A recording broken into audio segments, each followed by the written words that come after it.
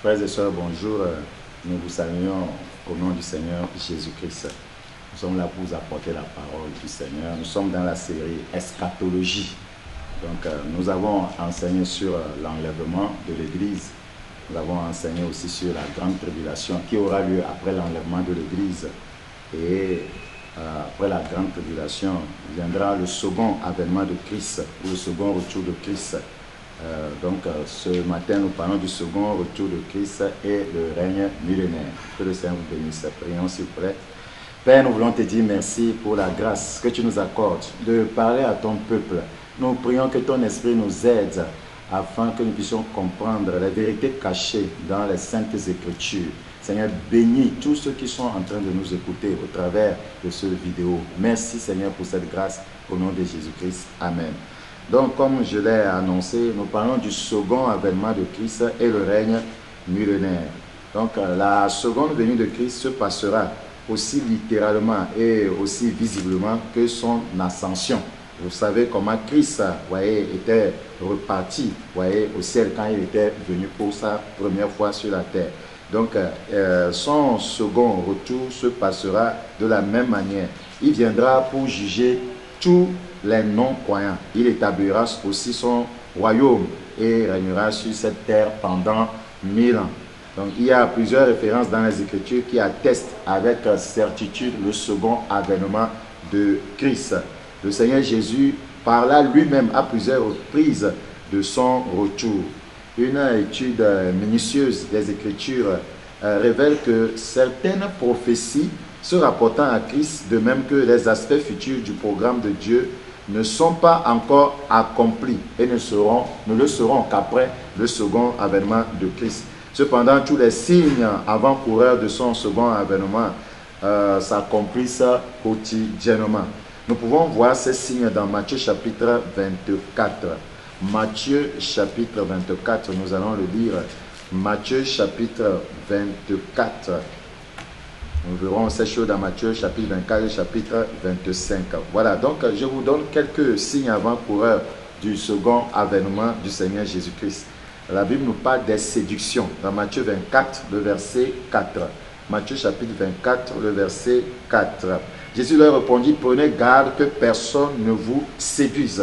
Donc avant son second avènement, son second retour, voyez, il y aura la séduction sur la terre. Beaucoup seront séduits, il y aura la séduction du péché, il y aura la séduction, voyez, du monde, il y aura la séduction, voyez, des faux prophètes, il y aura la séduction, voyez, par l'argent. Donc, nous ne passerons pas de temps de séduction avant son second avènement. Dans Matthieu chapitre 24, toujours le verset 11. Matthieu chapitre 24, le verset 11. Plusieurs faux prophètes s'élèveront et ils séduiront beaucoup de gens. Ils séduiront beaucoup de gens. Plusieurs faux prophètes s'élèveront et séduiront beaucoup de gens. Matthieu chapitre 24. Matthieu chapitre 24. Matthieu chapitre 24, verset 24. Car il s'élèvera de faux Christ et de faux prophètes. Ils feront de grands prodiges et des miracles au point de séduire, s'il était possible, même les élus. Donc, avant son second avènement, voyez, nous ne passerons pas des temps de séduction. Les faux prophètes séduiront beaucoup de personnes.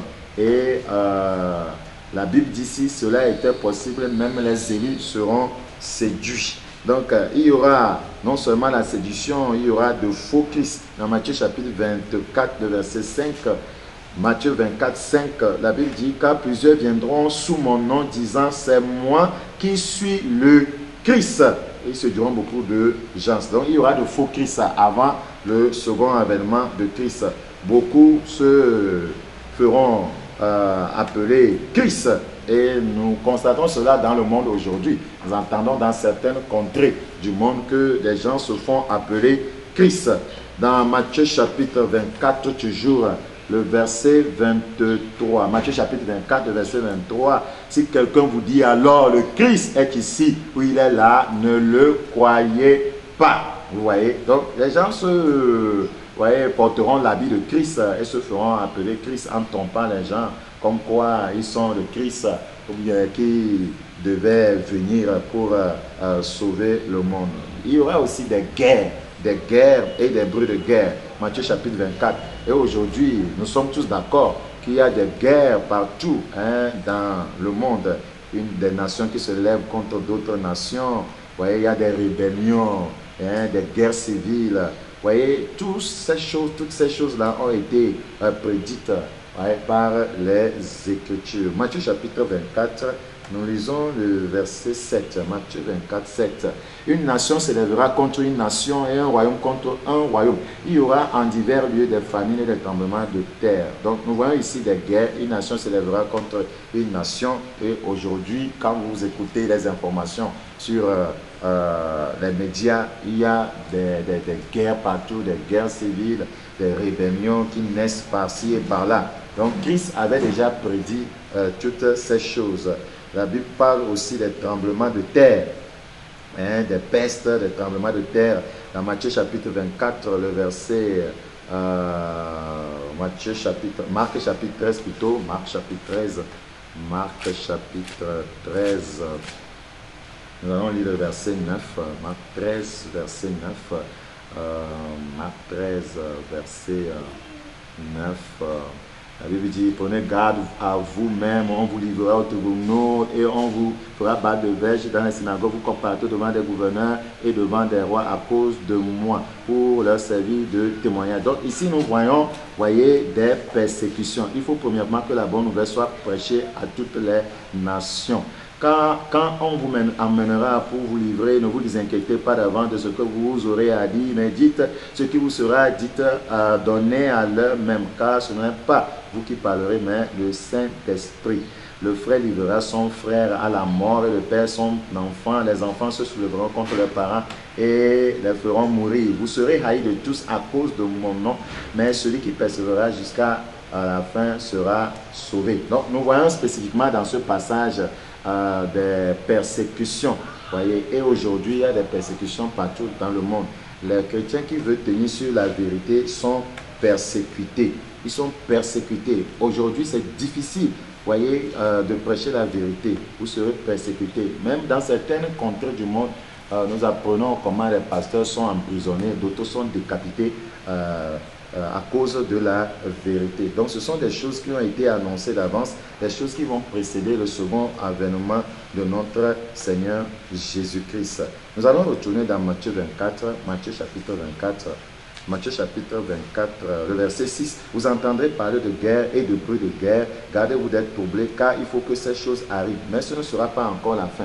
Une nation s'élèvera contre une nation, un royaume contre un royaume, et il y aura en divers lieux des famines et des tremblements de terre. Donc, j'avais annoncé ça, qu'il y aura des tremblements de terre. Ce sont des signes avant-coureurs du second avènement de Christ, des tremblements de terre et des famines. Aujourd'hui, il y a des tremblements de terre partout, il y a des famines partout.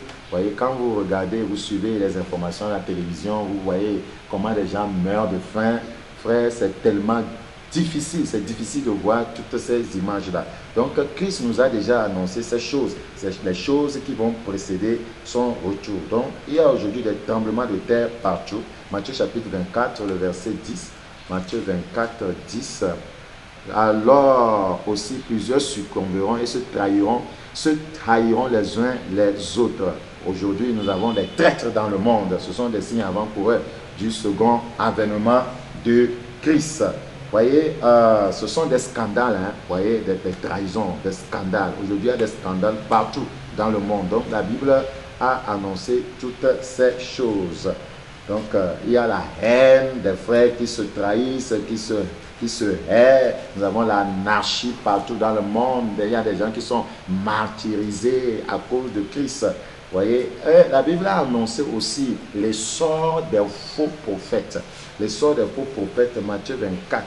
Matthieu 24. Les gens ne vont pas seulement se faire appeler Christ. Vous voyez, il y aura l'essor. C'est-à-dire que les faux prophètes vont se multiplier. Voilà. Donc, ils vont se multiplier. Et aujourd'hui, partout dans le monde, nous avons, il y a une recrudescence des faux prophètes dans le monde. Matthieu chapitre 24, Matthieu 24, le verset 11. Plusieurs faux prophètes s'élèveront. Vous voyez, plusieurs faux prophètes s'élèveront. Aujourd'hui, c'est partout dans le monde, sur tous les continents. que ce soit en Afrique, que ce soit en Europe, aux États-Unis, en Océanie, en Asie. Vous voyez, nous avons l'essor des faux prophètes. Donc, ce sont là les signes avant-coureurs du second avènement de notre Seigneur Jésus-Christ. Donc, et le Saint-Esprit aussi, par la bouche des saints prophètes, vous voyez, confirmant que Christ apparaîtra une seconde fois. Hébreux chapitre 9. Hébreux chapitre 9. Hébreux chapitre 9. Il y a des gens qui vivent comme Christ ne reviendra pas. Il y a des gens qui vivent comme cette terre, vous voyez, ne sera jamais détruite, comme cette terre va subsister éternellement. Non, cette terre sera détruite. Donc nous ne sommes que des pèlerins, des voyageurs sur cette terre. Vous voyez, Christ reviendra, nous devons nous préparer pour partir avec lui. Hébreux chapitre 9, le verset 28. Hébreux chapitre 9, le verset 28. Nous allons le lire ensemble. Hébreux 9, 28. La Bible dit dans ce passage, de même que Christ, qui s'est offert une seule fois pour porter les péchés de plusieurs, apparaîtra sans péché une seconde fois à ceux qui l'attendent pour leur salut. Christ apparaîtra une seconde fois. Ça voudra dire quoi? Christ était venu une première fois pour faire une œuvre de salut. Il était venu pour sauver les pécheurs. Il était venu, il est parti à la croix, il est mort pour les pécheurs. Et après cette œuvre-là de salut, il est reparti au ciel. La Bible dit qu'il apparaîtra une seconde fois. C'est pourquoi nous parlons du second avènement de Christ. Christ reviendra. Ça, c'est une certitude. C'est une certitude. Donc, quand il va revenir, il récompensera ses fidèles serviteurs avec des couronnes de gloire, de louange et d'honneur. Ces adversaires, quant à eux, seront châtiés par un feu ardent et dévorant. 1 Pierre chapitre 5, le verset 4. 1 Pierre chapitre 5, le verset 4. Et lorsque le souverain pasteur paraîtra, vous obtiendrez la couronne incorruptible de la gloire. Donc Christ paraîtra et il récompensera ses saints fidèles. Dans 1 Pierre chapitre 1, le verset 7. 1 Pierre 1, le verset 7. Afin que l'épreuve de votre foi, plus précieuse que l'or périssable, qui cependant est éprouvée par le feu, ait pour résultat la louange, la gloire et l'honneur lorsque Jésus-Christ apparaîtra. Christ apparaîtra une seconde fois. Hébreux chapitre 10. Hébreux chapitre 10, le verset 27. Hébreux chapitre 10, le verset 27. La Bible dit là, mais une attente terrible du jugement et l'ardeur d'un feu qui dévorera les rebelles. Donc, il viendra. Les uns seront couronnés, les autres seront châtiés, seront jugés. Donc, Jacques aussi a encouragé les chrétiens quant au second retour du Seigneur. Dans Jacques, nous allons le voir dans Jacques chapitre 5, Jacques chapitre 5, le verset 7 à 10.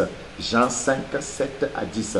Soyez donc patients, frères, jusqu'à l'avènement du Seigneur. Voici le laboureur attend le précieux fruit de la terre, prenant patience à son égard jusqu'à ce qu'il ait reçu les pluies de la première et de l'arrière-saison.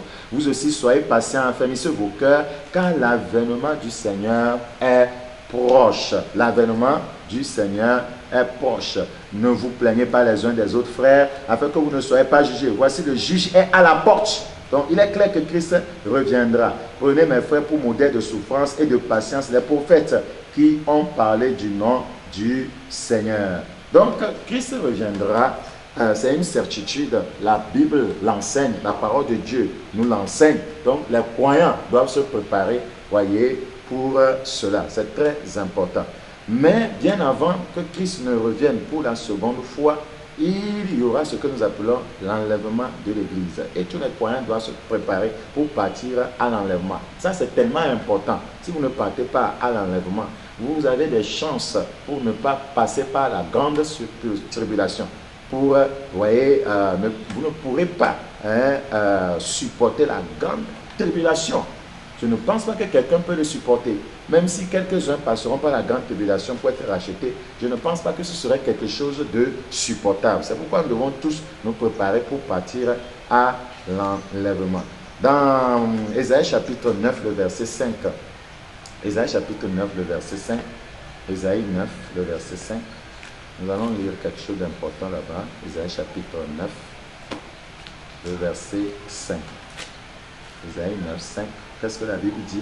Car un enfant nous est né, un fils nous est donné, et la domination reposera sur son épaule. On appellera admirable conseil, Dieu puissant, Père éternel, prince de la paix. Dans ce passage, il fait référence, voyez, au second retour de Christ pour le règne millénaire. Quand Christ reviendra la seconde fois, après l'événement de l'enlèvement, l'événement de la grande tribulation, lorsque Christ reviendra, ce sera pour le règne millénaire. Il viendra pour dominer sur la terre, pour dominer sur le monde. Voilà. Et cette prophétie n'est pas encore accomplie. Donc le règne millénaire n'est pas encore accompli. Nous voyons aussi qu'il y a une prophétie dans Ésaïe chapitre 61 concernant Christ. Et cette prophétie s'est en partie accomplie lors de sa première venue. Dans Luc chapitre 4, le verset 21. Luc 4, verset 21. Qu'est-ce que la Bible dit là? Alors il commença à leur dire, aujourd'hui cette parole de l'Écriture que vous venez d'entendre est accomplie. Voilà, est accomplie. Donc ça veut dire que certains événements ne sont pas encore accomplis et ne s'accompliront que lorsque Christ reviendra pour la seconde fois. Par exemple, le règne millénaire n'est pas encore accompli, mais c'est une prophétie biblique.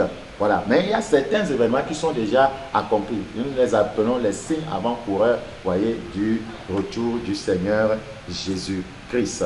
Voilà. Dans Ésaïe 61, Ésaïe chapitre 61, Ésaïe chapitre 61, Ésaïe chapitre 61.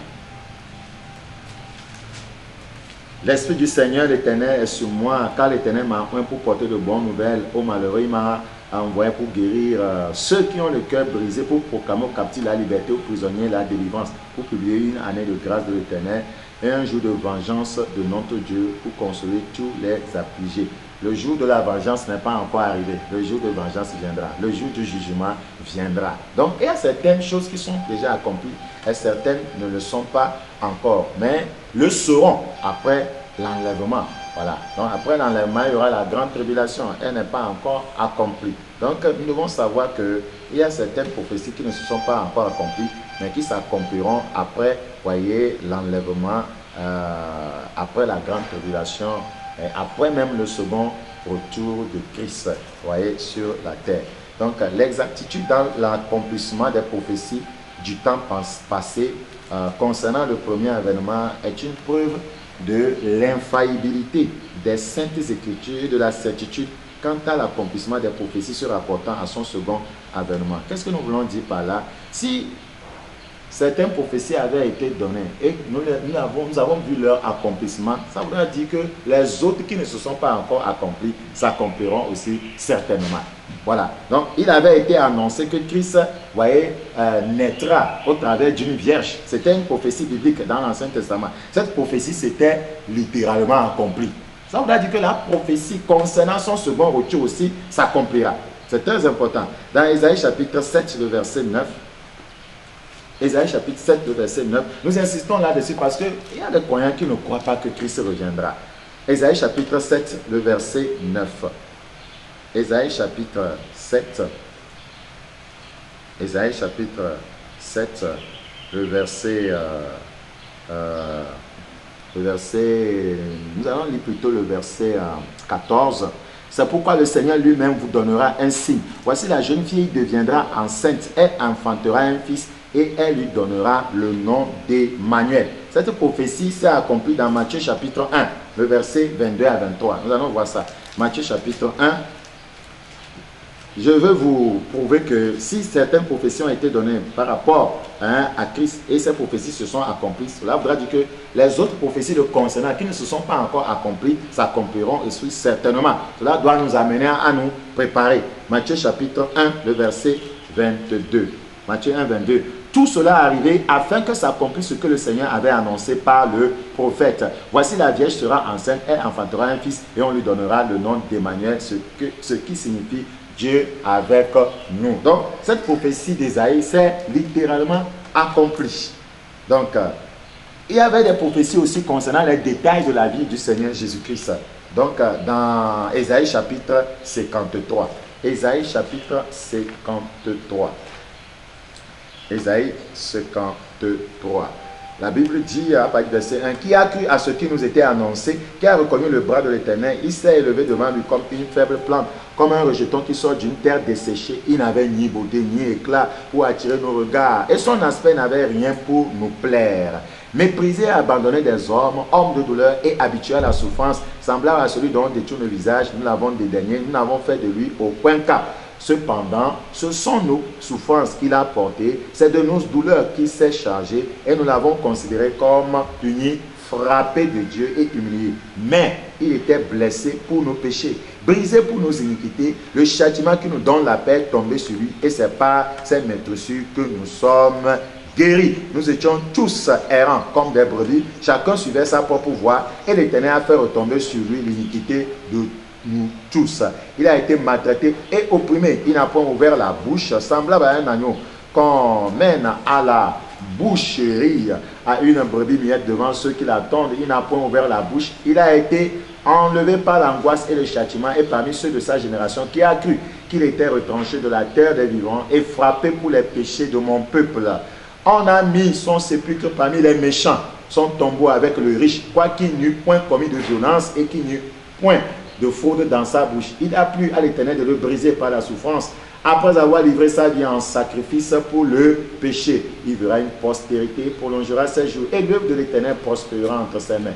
À cause du travail de son âme, il rassasiera ses regards. Par sa connaissance, mon serviteur juste justifiera beaucoup d'hommes, il se chargera de leurs iniquités. C'est pourquoi je lui donnerai sa part avec les grands, il partagera l'unité avec les puissants, parce qu'il s'est livré lui-même à la mort et qu'il a été mis au nombre des malfaiteurs, parce qu'il a porté les péchés de beaucoup d'hommes et qu'il a intercédé pour les coupables. C'était une prophétie dans l'Ancien Testament, et cela s'est littéralement accompli lors de sa première venue. Ce qui veut dire que tout ce qui concerne aussi sa seconde venue, cela s'accomplira certainement.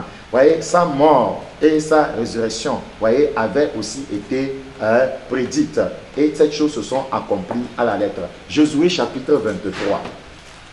Josué chapitre 23. Josué chapitre 23. Nous allons considérer le verset 14 à 15. Josué 23, 14 à 15. Voici, je m'en vais maintenant par le chemin de toute la terre. Reconnaissez de tout votre cœur et de toute votre âme qu'aucune de toutes les bonnes paroles prononcées sur vous par l'Éternel votre Dieu n'est restée sans effet. Toutes se sont accomplies pour vous. Aucune n'est restée sans effet. Et comme toutes les bonnes paroles que l'Éternel votre Dieu vous avait dites se sont accomplies pour vous, demain l'Éternel accomplira sur vous toutes les paroles mauvaises jusqu'à ce qu'il vous ait détruit de dessus ce bon pays que l'Éternel votre Dieu vous a donné. Donc vous voyez, donc ici c'est le Josué qui est en train de parler au peuple d'Israël que toutes les bonnes paroles que l'Éternel avait prononcées sur eux se sont toutes accomplies. Ce qui veut dire aussi que les mauvaises paroles s'accompliront. Donc, le jugement annoncé par les Écritures s'accomplira aussi. Donc, nous devons, voyez, nous préparer. Nous devons, voyez, nous apprêter. Parce que bientôt, Christ viendra chercher son épouse. Donc, par ce que nous venons de voir, au travers de ce que nous venons de voir, nous comprenons que les prophéties concernant son second retour aussi s'accompliront, comme les autres se sont accomplis. Son second retour va engendrer la consolation de l'Église. Jean 14, le verset 1, 3. Jean 14, le verset 1, 3. Quand nous parlons du second retour de Christ, ce second retour, souvent on le subdivise en deux. La première phase de son second retour est communément appelée l'enlèvement. Et la seconde phase, c'est son retour sur la terre, même où il va poser ses pieds sur la terre, comme il les avait posés lors de sa première venue. C'est très important.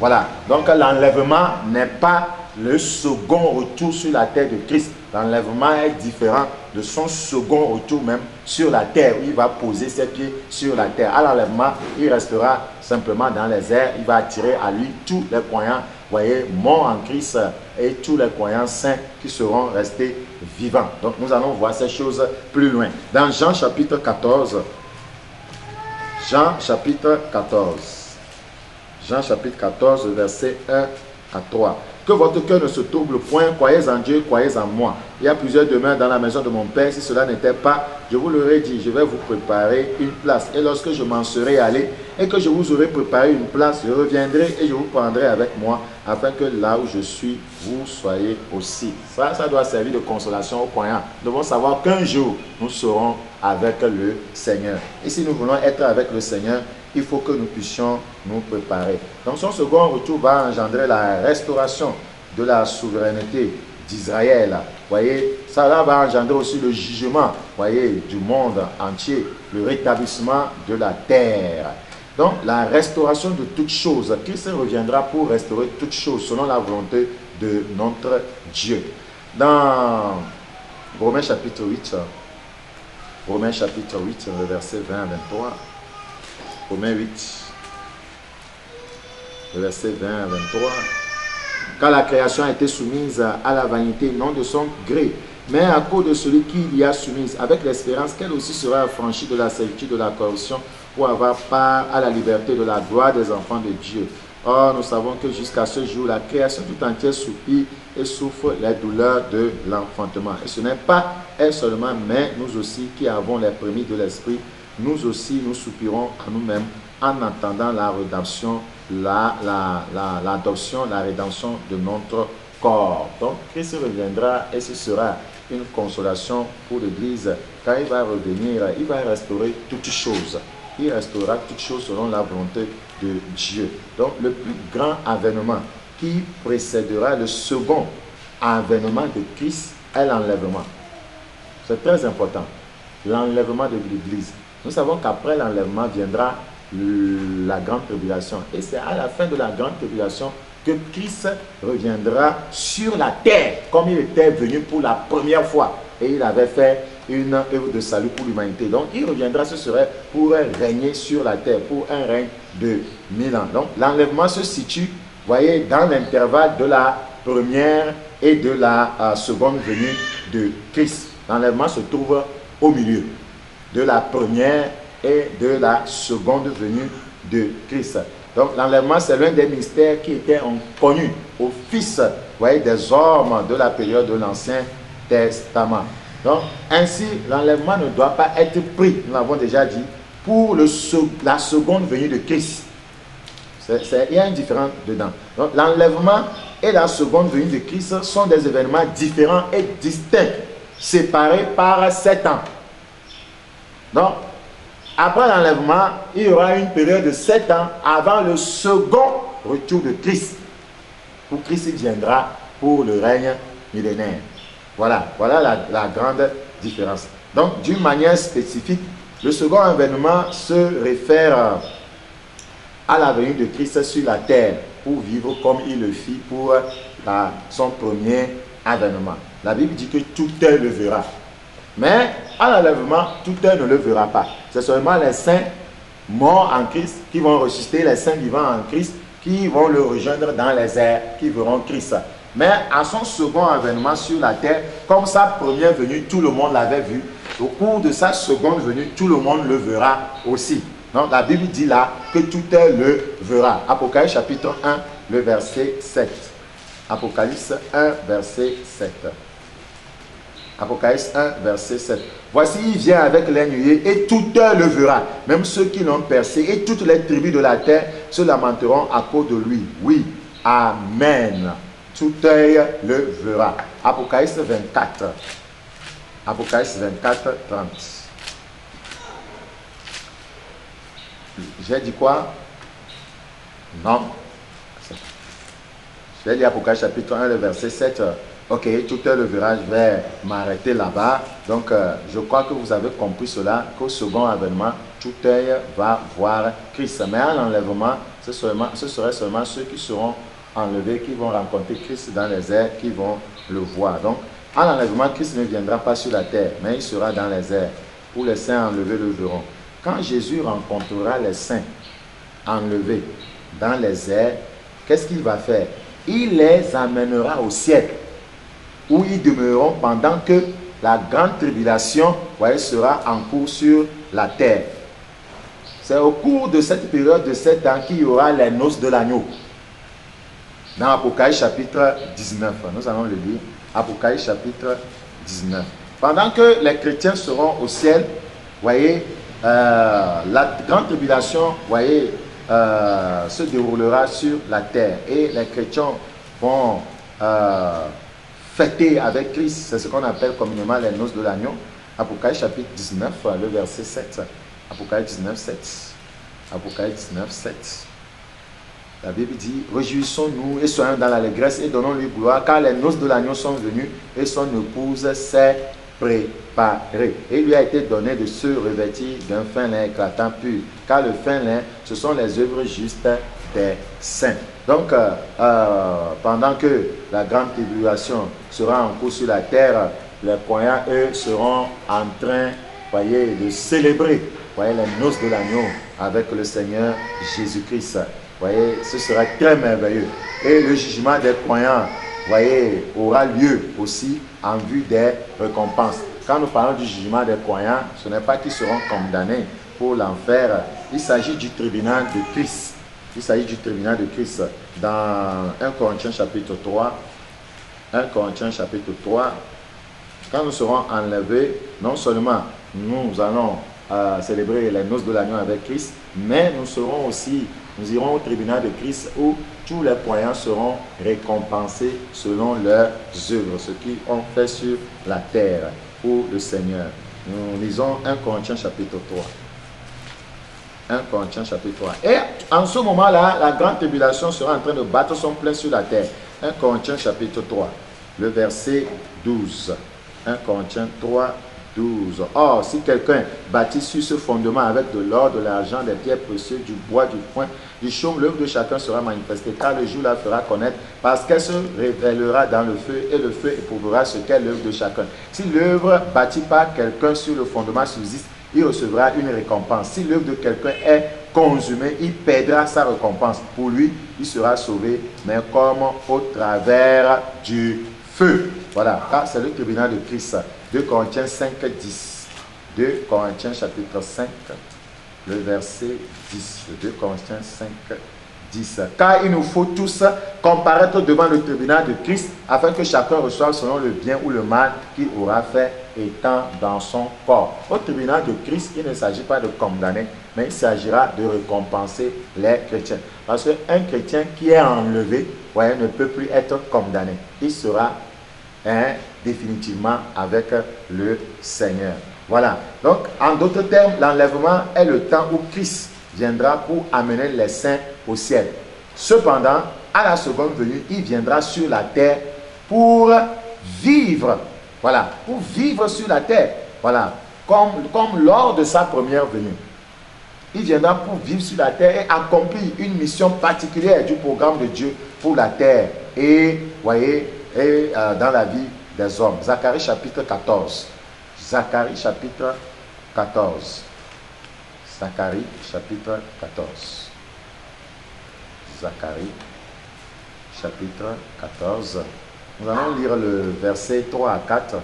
Zacharie 14. L'Éternel paraîtra et il combattra ces nations comme il combat au jour de la bataille. Quand on dit l'Éternel paraîtra, il s'agit de Christ. L'Éternel paraîtra et il combattra ces nations comme il combat au jour de la bataille. Ses pieds se poseront en ce jour sur la montagne des Oliviers, qui est vis-à-vis de Jérusalem du côté de l'Orient. La montagne des Oliviers se fendra par le milieu à l'Orient et à l'Occident et il se formera une très grande vallée. Une moitié de la montagne reculera vers le septentrion et une moitié vers le midi. Voilà. Donc, lors de son second avènement, il posera ses pieds sur la terre. C'est important. Voilà. Donc, l'enlèvement, lui, peut avoir lieu à n'importe quel moment. Nous n'entendons plus rien. Voilà. Avant le son de la trompette. Pratiquement tous les signes se sont accomplis pour le son de la trompette. Donc l'enlèvement peut avoir lieu à n'importe quel moment, à l'improviste et sans avertissement. Alors que la seconde venue n'aura lieu qu'après l'enlèvement et la grande tribulation. La seconde venue de Christ n'aura lieu qu'après l'enlèvement et la grande tribulation. Voilà. Et Christ reviendra avec les saints enlevés 7 ans auparavant. Au second retour, il reviendra avec les saints qui ont été enlevés. ils reviendront sur la terre avec les saints qui ont été enlevés et les anges aussi. Lisons dans Jude chapitre 14. Jude plutôt, Jude n'a pas d'assez de chapitres. On considère que c'est un seul chapitre. Jude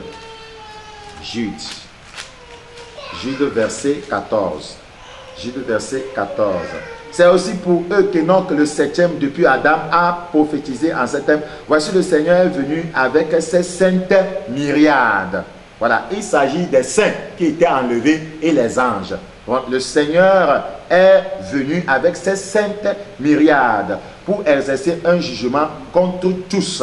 Voilà, et pour faire rendre compte à tous les impies parmi eux de tous les actes d'impiété qu'ils ont commis et de toutes les paroles injurieuses qu'ont proférées contre lui des pécheurs impies. Voilà, donc il reviendra une seconde fois pour le règne millénaire. Quand Christ va revenir, voyez, il viendra pour régner. Et nous avons déjà expliqué au cours des enseignements qui ont précédé que, voyez, au second retour de Christ, Satan, voyez, va vouloir le combattre. Et nous parlons là de la bataille d'Armageddon. Et Christ le vaincra et instaurera son règne millénaire. Donc, nous parlons du règne millénaire alors, le règne millénaire. Donc, à sa seconde venue, Christ régnera sur la terre pour 1000 ans avec ses saints. Donc, Christ viendra régner 1000 ans avec ses saints. Et en ce moment-là, Satan lui sera lié pour 1000 ans. Et au cours du règne millénaire, les activités de Satan n'existeront plus. Nous allons expérimenter ce que c'est que de vivre avec Christ sans la présence du diable. C'est ça le règne millénaire. Ce serait très merveilleux. Bon, au cours du règne millénaire, le gouvernement de Christ sera caractérisé par une paix. Aujourd'hui, il n'y a pas de paix. Une prospérité et des bénédictions sans précédent sur la terre. Ésaïe chapitre 11. Ésaïe chapitre 11. Ésaïe chapitre 11, le verset 1 à 9.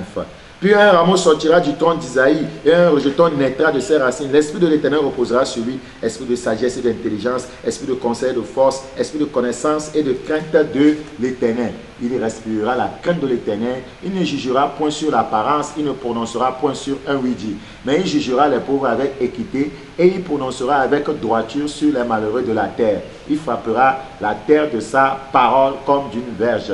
Et du souffle de ses lèvres, il fera mourir le méchant. La justice sera la ceinture de ses flancs et la fidélité la ceinture de ses reins. Le loup habitera avec l'agneau. Il n'y aura plus de querelle. Ça, c'est l'image de la paix. Avez-vous une fois vu un loup qui habite avec un agneau? Le loup habitera avec l'agneau et la panthère se couchera avec le chevreau.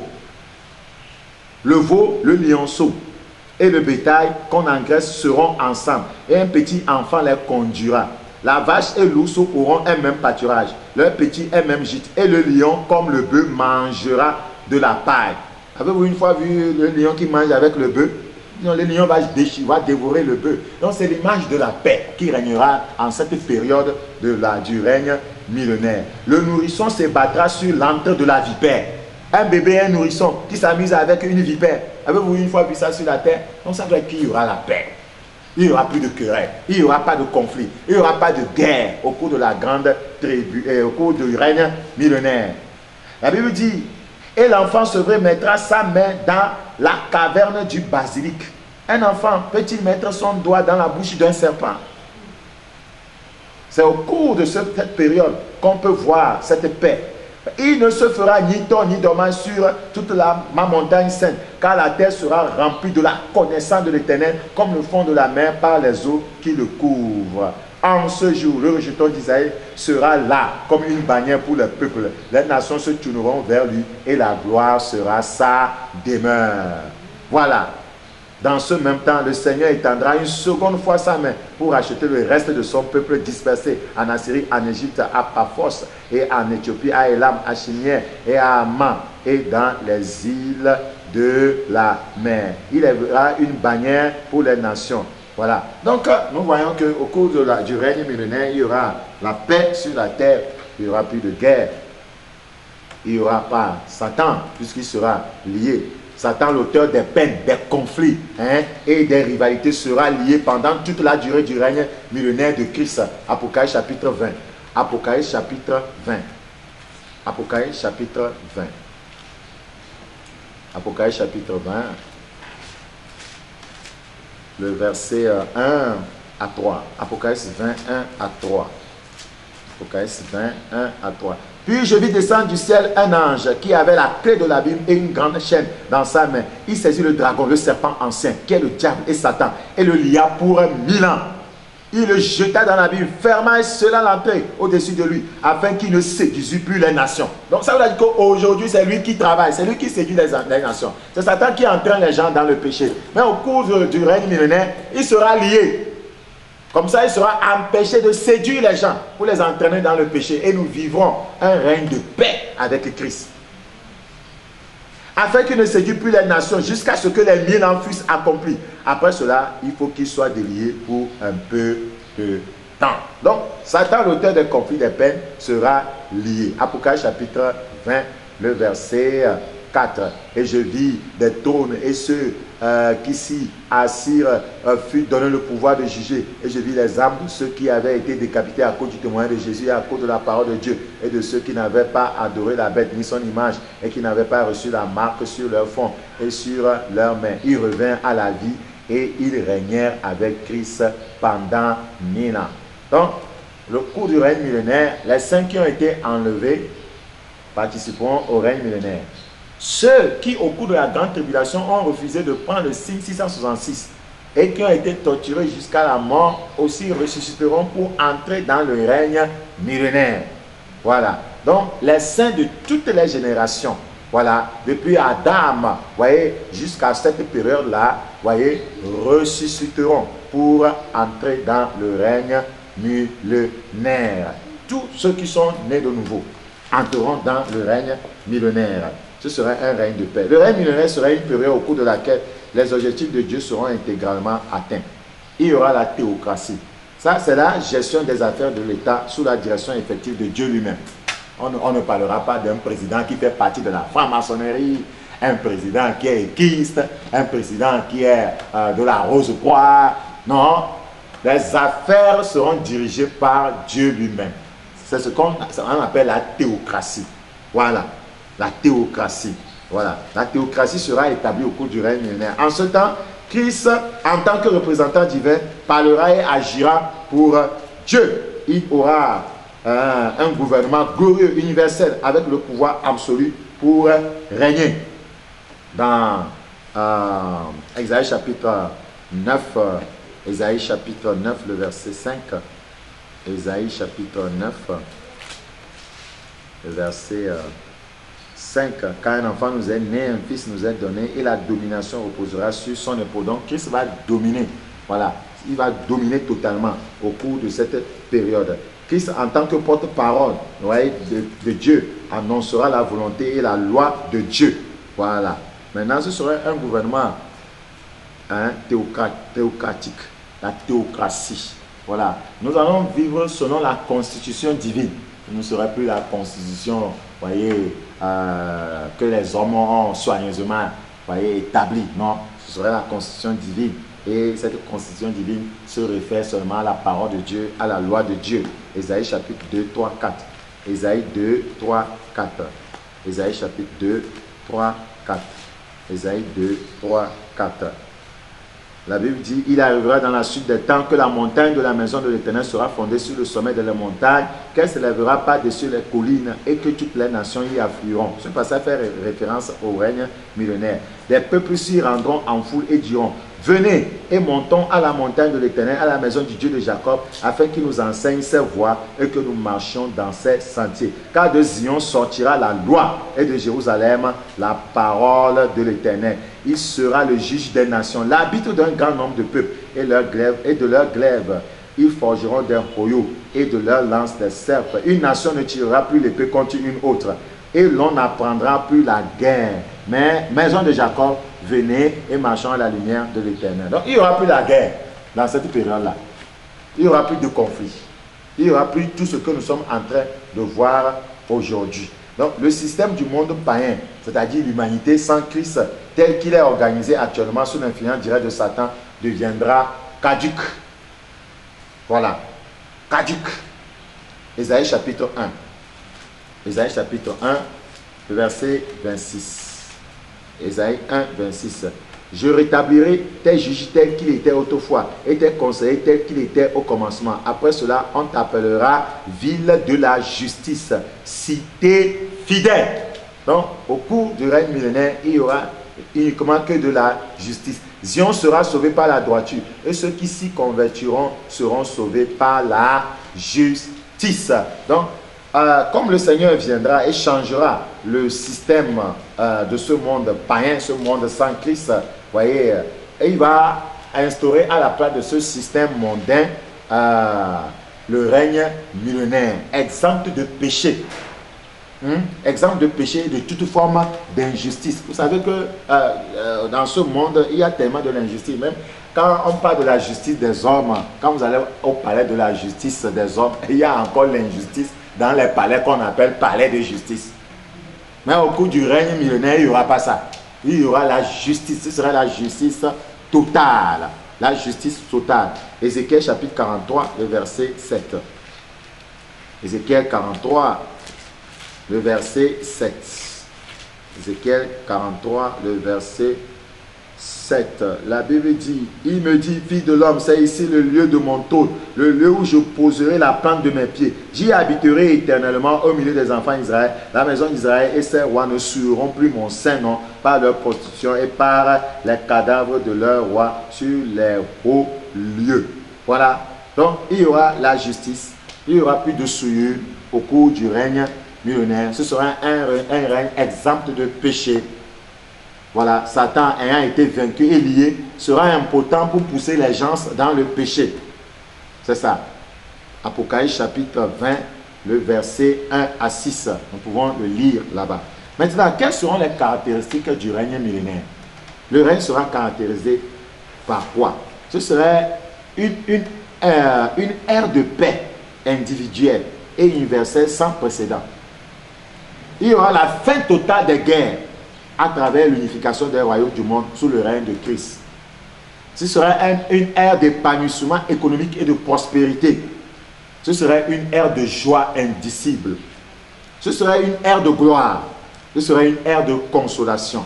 Une ère de la connaissance totale. Nous allons connaître le Seigneur. Ce serait une ère où il n'y aura plus la malédiction originelle. La malédiction sera ôtée. Au cours de la du règne millénaire, il y aura une productivité abondante. La maladie deviendra un souvenir lointain. Il n'y aura plus de maladie. Alléluia. Dans Jérémie chapitre 30, le verset 17. Jérémie 30, 17. Jérémie chapitre 30, le verset 17. La Bible dit, il y a de l'espérance pour ton avenir. Ça, c'est Jérémie chapitre 30, le verset 17. Ça. Nous lisons Jérémie chapitre 30. Jérémie 30, pas Jérémie 31. Jérémie 30, 17. Mais je te guérirai. Je panserai tes plaies, dit l'Éternel, car il t'appelle la repousser cette vision dont nul ne prend souci. Donc, il n'y aura pas la maladie au cours du règne millénaire. Ce serait une ère, voyez, de guérison. Voyez, la guérison sera accessible à tous. Voilà. À tout corps déformé. Tous les corps déformés seront guéris. Il y aura la préservation de la vie. La vie sera préservée au cours du règne millénaire. On dit règne de 1000 ans. Donc, les gens seront préservés. La vie sera préservée. Les gens ne vont pas mourir. Donc, ce sera une ère de libération totale de toute forme d'oppression, voyez, qui ravage l'humanité aujourd'hui. Voilà. Donc, après le règne millénaire, Satan et ses cohortes se mobiliseront, ou bien mobiliseront les forces pour lutter contre Christ et s'opposer à son retour pour instaurer, voyez,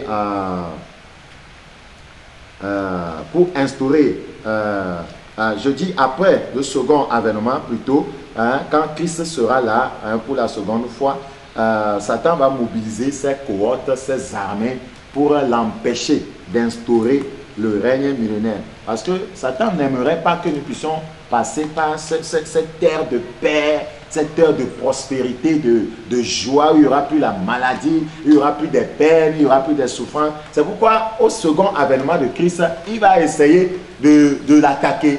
C'est comme pas de la bataille d'Armageddon. Il va mobiliser ses armées, il va mobiliser ses cohortes pour se poser, voyez, au retour de Christ pour instaurer justement ce règne millénaire. Donc, tout comme Satan utilisa Hérode pour empêcher la suivi de Christ. Vous vous rappelez que quand Christ était né, Hérode a fait tout pour le tuer.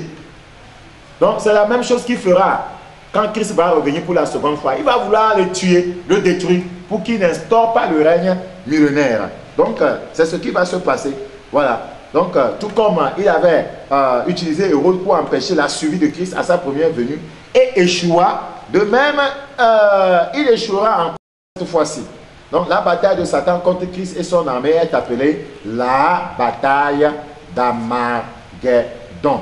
La bataille d'Armageddon. Voilà, c'est comme ça qu'est appelée cette bataille. La bataille d'Armageddon. Apocalypse chapitre 19. Apocalypse chapitre 19. Nous allons les lire. Apocalypse chapitre 19, le verset 11 à 21. Apocalypse chapitre 19, le verset 11. Apocalypse 19, verset 11. Puis je vis un ciel ouvert et voici parut un cheval blanc. Celui qui le montait s'appelle fidèle et véritable. Il juge et combat avec justice. Donc le Seigneur combattra toutes ces armées qui vont essayer de l'empêcher d'instaurer le règne millénaire. Et il y aura un grand et terrible carnage dans les armées de l'Antéchrist, recruté du milieu des nations de la terre sous l'influence des mauvais esprits envoyés par Satan l'Antéchrist et le faux prophète.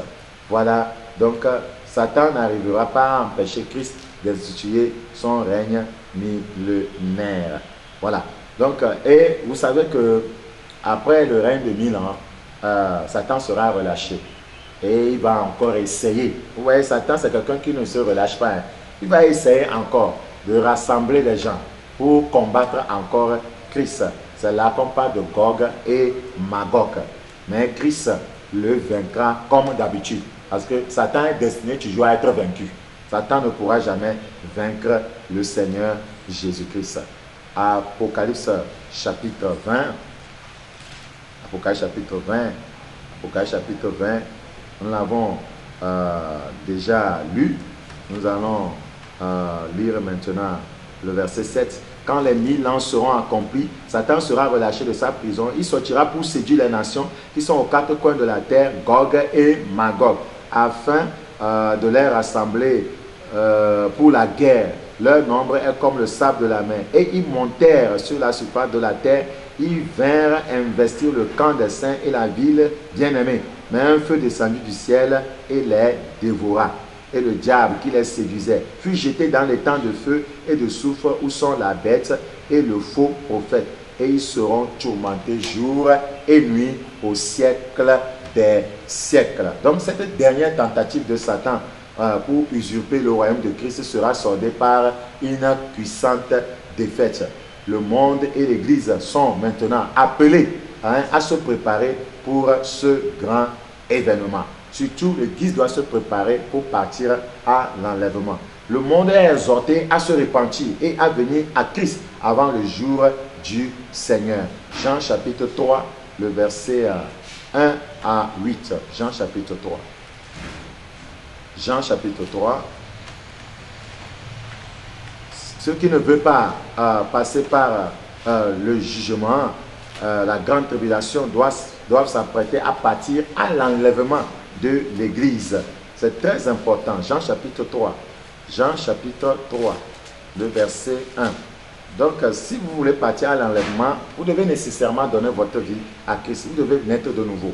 Mais il y a eu un homme d'entre les pharisiens nommé Nicodème, un chef d'Égypte, qui vint lui auprès de Jésus de nuit et lui dit: Rabbi, nous savons que tu es un docteur venu de Dieu, car personne ne peut faire ces miracles que tu fais si Dieu n'est avec lui. Voilà Nicodème qui est venu voir Christ de nuit parce qu'il voulait le salut. Il cherchait son salut, le salut de son âme. Tu es docteur venu de Dieu, car personne ne peut faire ces miracles que tu fais si Dieu n'est avec lui. Jésus lui répondit: en vérité, je te le dis, si un homme ne naît de nouveau, il ne peut voir le royaume de Dieu. Donc, les pécheurs sont appelés à naître de nouveau. Les pécheurs sont appelés à donner leur vie à Christ s'ils ne veulent pas rater l'enlèvement, s'ils ne veulent pas passer par la grande tribulation. Vous pouvez suivre les enseignements qui ont précédé. Vous allez comprendre ce que c'est que l'enlèvement, comprendre ce que c'est que la grande tribulation. Et ce n'est pas bon du tout de passer par la période de la grande tribulation. Pour ce faire, nous devons naître de nouveau aujourd'hui. Nous devons donner notre vie à Christ aujourd'hui. Nous devons nous éloigner de toute apparence de péché. Nous devons abandonner toute forme de péché. L'immoralité sexuelle, la fornication, l'adultère, le lesbianisme, l'homosexualité, voyez, la bestialité. Voyez, nous devons quitter toutes ces choses, les médisants, les calomnies, le mensonge, l'appartenance aux sectes pernicieuses, la rose-croix, les cancans, la franc-maçonnerie. Nous devons sortir de toutes ces choses, les meurtres, les tueries, l'avortement et autres. Si nous voulons, voyez, prendre part à l'enlèvement, nous devons quitter tout ce qui, voyez, a trait au péché. Nous devons donner notre vie à Christ. Nous devons naître de nouveau. Verset 3, Jean 3, 3. Jésus lui répondit, en vérité, je te le dis, si quelqu'un ne naît de nouveau, quel que soit ce que vous êtes, vous pouvez être un intellectuel, un lettré, un illettré. Si quelqu'un ne naît de nouveau, vous pouvez être pasteur, bishop, vous pouvez être surintendant, apôtre, évangéliste. Mais si vous portez ce titre sans la nouvelle naissance, vous ne pouvez pas avoir part à l'enlèvement. Si quelqu'un n'est pas né de nouveau, si quelqu'un ne naît de nouveau, il ne peut voir le royaume de Dieu. Votre argent ne peut vous sauver. Vos biens matériels ne pourront vous sauver. Votre beauté ne pourra vous sauver. Voyez, le fait que vous voyagez partout dans le monde ne pourra pas vous sauver. Vous devez nécessairement naître de nouveau. C'est très important. Nicodème lui dit, comment un homme peut-il faire naître quand il est Dieu? Peut-il rentrer dans le sein de sa mère et naître? Jésus répondit, en vérité, je te le dis, si un homme ne naît d'eau et d'esprit, il ne peut entrer dans le royaume de Dieu. La nouvelle naissance est spirituelle. C'est quand l'Esprit de Dieu touche votre esprit que vous êtes régénéré. Voilà. Et c'est en ce moment que Dieu sème en vous la semence de vie, la semence de Christ. Frère, c'est très important. Sans la nouvelle naissance, personne ne verra le Seigneur. Personne ne partira à l'enlèvement. Le Seigneur Jésus lui dit, au verset 6, ce qui est né de la chair est chair. Ce qui est né de l'esprit est esprit. Donc, si vous êtes né de la chair, vous êtes chair. Donc, ça vous quoi? Ceux qui n'ont pas Christ ne peuvent que mener une vie charnelle. Parce qu'un pécheur ne peut que pécher. Un oiseau ne peut que voler. Un poisson ne peut que nager. C'est sa nature. Donc, la nature du pécheur, c'est de pécher. Voilà. Donc, on ne peut pas...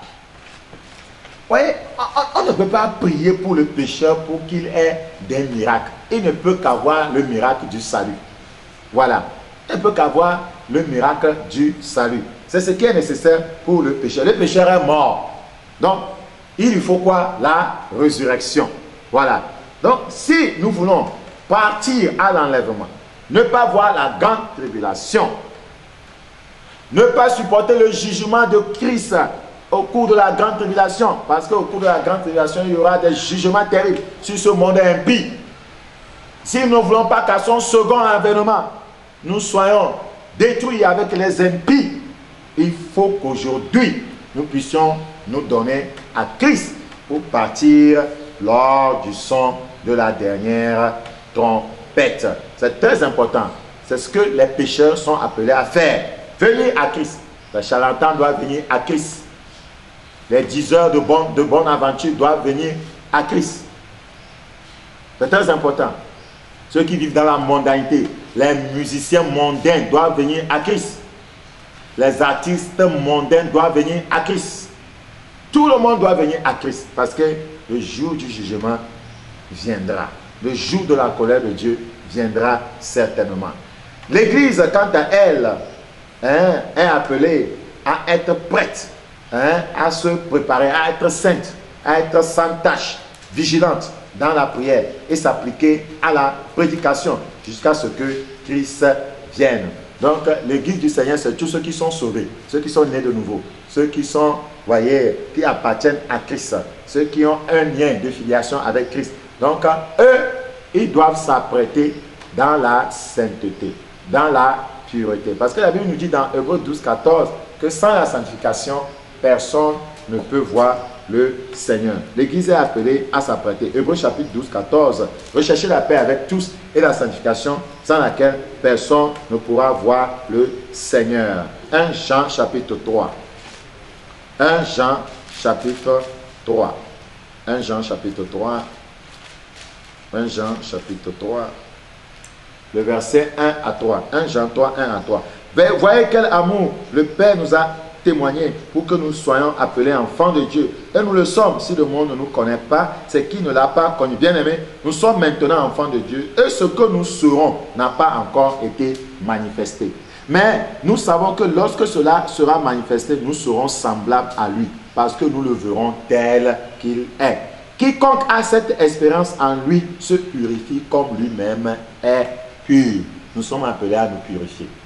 À être pur comme Christ lui-même est pur.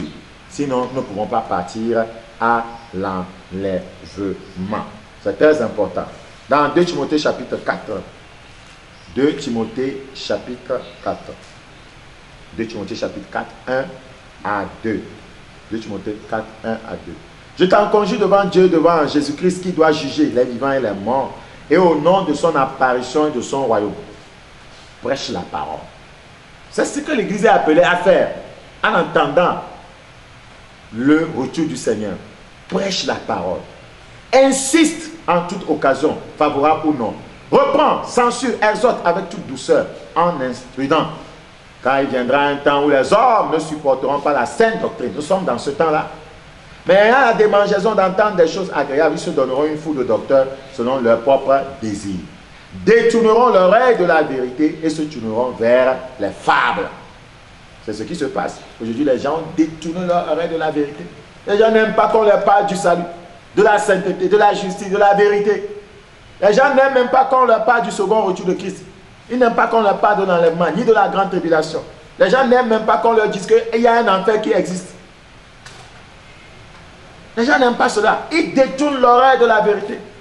Ce que les gens aiment, la prospérité. Le Seigneur va te guérir, tu vas te marier, tu vas voyager, tu seras riche, tu vas acheter une grande voiture, tu vas construire de belles maisons. Le Seigneur t'aime, le Seigneur t'aime. Ce sont des messages que les gens aiment aujourd'hui. Mais n'oubliez pas une chose, la Bible dit que Christ est bonté et il est aussi sévérité. Nous devons considérer sa bonté et sa sévérité. Aujourd'hui, il est bonté. Nous sommes au temps de la grâce. Tout le monde est appelé à se préparer pour partir à l'enlèvement. Mais après l'enlèvement, le monde va sentir la sévérité de Dieu. Non seulement l'Antichrist, non seulement au cours de cette période de la grande tribulation, voyez, l'Antichrist viendra avec le faux prophète. Voyez, en connivence, ils vont torturer les gens, ils vont maltraiter les gens. Mais Dieu aussi enverra des jugements terribles sur ce monde impie. Vous pouvez vous référer à notre message qui parle des 7 fléaux. Voyez, les 7 fléaux, les 7 coupes de la colère de Dieu. Les 7 coupes de la colère de Dieu. Vous pouvez vous référer à ce message. Et vous allez voir que ce n'est pas vraiment un temps par lequel il faut qu'un être humain passe. Ce sera terrible. Dans Éphésiens chapitre 5, l'Église doit se préparer. Aujourd'hui, beaucoup ne se préparent pas. L'Église doit se préparer. Éphésiens 5, 25. Éphésiens 5.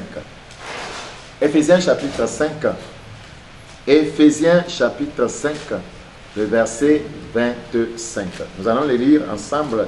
Éphésiens 5, 25. Qu'est-ce que la Bible nous dit? Marie, aimez vos femmes comme Christ a aimé l'Église et s'est livré lui-même pour elle, afin de la sanctifier par la parole, après l'avoir purifiée par le baptême d'eau. Verset 27. Afin de faire paraître devant lui cette Église glorieuse, sans tache, ni ridée, ni rien de semblable, mais sainte et irrépréhensible. Frère, ce n'est pas de la blague. Pour aller au ciel, il faut la sainteté, l'irrépréhensibilité. Pas un petit péché, une petite médisance, une petite calomnie, un petit vol, une petite fornication, une petite masturbation. La Bible nous a fait comprendre dans Apocalypse chapitre 20, combien 21, Apocalypse chapitre 21, le verset 27. Il n'entrera chez elle rien de souillé. Donc l'église doit se préparer. C'est-à-dire rien de souillé n'entrera au ciel. Rien de souillé n'entrera dans la nouvelle Jérusalem. Il n'entrera chez elle rien de souillé, ni personne qui se livre à l'abomination et au mensonge. Il n'entrera que ceux qui sont écrits dans le livre de vie de l'agneau. La sainteté, dans toute sa totalité. C'est très important si nous voulons aller au ciel. Apocalypse chapitre 1, le verset 7. Frère, nous devons savoir qu'un jour notre Seigneur viendra et tout œil le verra. Tout œil le verra. Nous qui partirons à l'enlèvement, nous le verrons d'avance. Nous le verrons d'avance. Il ne faut pas rester sur la terre pour le voir dans sa colère, pour le voir dans son jugement. Partons à l'enlèvement pour le voir dans sa joie. Parce qu'à l'enlèvement, nous partirons pour les noces de l'agneau. Apocalypse 1,7. Voici, il vient avec les nuées. C'est certain, Christ reviendra. Il vient. Les nuées ici symbolisent ces croyants, ces saints avec les anges. Il vient avec les nuées. Avant que je ne revienne dans Apocalypse chapitre 1,7, allons dans Hébreux chapitre 12 pour voir cela. Les nuées. Quand on parle de nuées, il s'agit des croyants. Il s'agit des croyants. Hébreux chapitre 12, verset 1. Nous donc aussi, puisque nous sommes environnés d'une si grande nuée de témoins. Voici, il vient avec des nuées. Donc, il s'agit des croyants. Donc, il vient avec des anges. Et les nuées, ils sont nombreux. Est-ce que tu seras parmi eux? Apocalypse chapitre 1, 7. Voici, il vient avec des nuées et tout œil le verra. Christ reviendra. Tout œil le verra. Même ceux qui l'ont percé et toutes les tribus de la terre se lamenteront à cause de lui. Amen. Je suis l'alpha et l'oméga, dit le Seigneur, Dieu, celui qui est, qui était et qui comment et qui vient. Celui qui est, qui était et qui vient. Christ vient. Nous devons nous préparer. Nous devons nous préparer. Il viendra pour les saints. Il viendra pour enlever les saints. Et après l'enlèvement, le monde va passer par une période de grande tribulation. Et à la fin de la grande tribulation, Christ reviendra une seconde fois comme il était venu pour la toute première fois et il viendra vivre sur la terre pour accomplir les objectifs de Dieu. Et à la fin du règne millénaire, puisqu'au cours de cette période, Satan sera lié pour 1000 ans, Satan sera relâché, il va encore essayer de combattre le Seigneur, mais il sera vaincu. Et c'est juste après cette victoire que la Bible nous parlera du jugement du grand trône blanc. Du jugement du grand trône blanc. Donc, l'enseignement prochain concernera le jugement du grand trône blanc. Que le Seigneur vous bénisse. Que le Seigneur vous aide à amender vos voies, à vous donner entièrement au Seigneur Jésus-Christ, à quitter toute forme de péché, à naître réellement de nouveau. Voilà, ça je m'adresse aux pécheurs et aux chrétiens, que ça vous accorde la grâce de continuer à vous préparer davantage. Voyez, parce que bientôt, notre mari, bientôt, notre chéri, bientôt, notre doudou chéri viendra nous enlever et nous serons avec lui pour toujours. Que le Seigneur vous bénisse. Prions le Seigneur. Père, merci pour ta parole. Tu nous as parlé du second avènement de Christ et le règne millénaire. Nous prions, Seigneur, qu'avant son second avènement, que nous puissions partir à l'enlèvement. Seigneur, aide, Seigneur, mes frères et sœurs qui ont écouté cette parole, à se préparer pour partir à l'enlèvement. Et je prie pour tous les pécheurs, ceux qui vivent encore dans les liens du péché. Seigneur, aide-les et délivre-les des liens du péché. Seigneur, merci pour cette grâce. Que ton nom soit béni, que ton nom soit exalté. Au nom de Jésus-Christ. Amen. Que le Seigneur vous bénisse. À la prochaine.